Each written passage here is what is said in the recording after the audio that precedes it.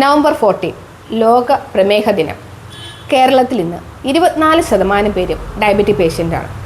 18% പേര് pre diabetic സ്റ്റേജിലൂടെ കടന്നു പോകുന്നവരാണ്.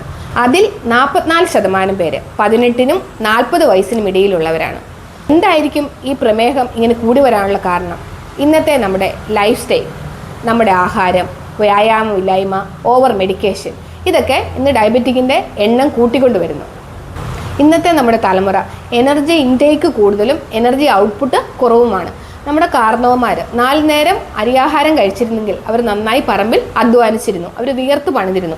എന്നാൽ ഇന്നത്തെ തലമുറ കാർബോഹൈഡ്രേറ്റ് കഴിക്കുന്നതിൻ്റെ അളവ് കൂടുതൽ അവരെ ഷുഗർ രോഗം വിളിച്ചു വരുത്തുന്നു. അതുപോലെ അവരുടെ വ്യായാമക്കുറവ്, സിന്തറ്റിക് ആയിട്ടുള്ള ഫുഡ്, ഡ്രിങ്ക്സ്, ഇതെല്ലാം ഷുഗർ നേരത്തെ വിളിച്ചു വരുത്തുന്നു.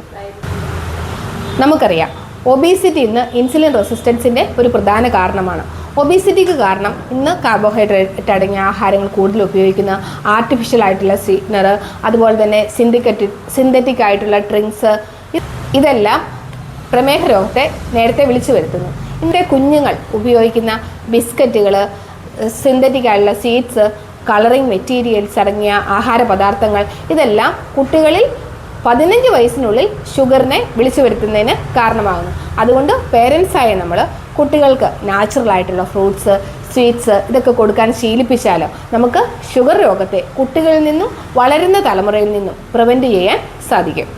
അതുപോലെ കുട്ടികളെ ഫിസിക്കൽ എക്സസൈസിനുള്ള അവസരങ്ങൾ ഉണ്ടാക്കി കൊടുക്കുക, അവരെ കളിക്കാൻ വിടുക, പ്രകൃതിയായിട്ട് ഇണങ്ങി ജീവിക്കാൻ പഠിപ്പിക്കുക, ഇതൊക്കെ ഹെൽത്തി ആയിട്ടൊരു ജനറേഷനെ വാർത്തെടുക്കുന്നതിന് സഹായിക്കുന്ന കാര്യങ്ങളാണ്.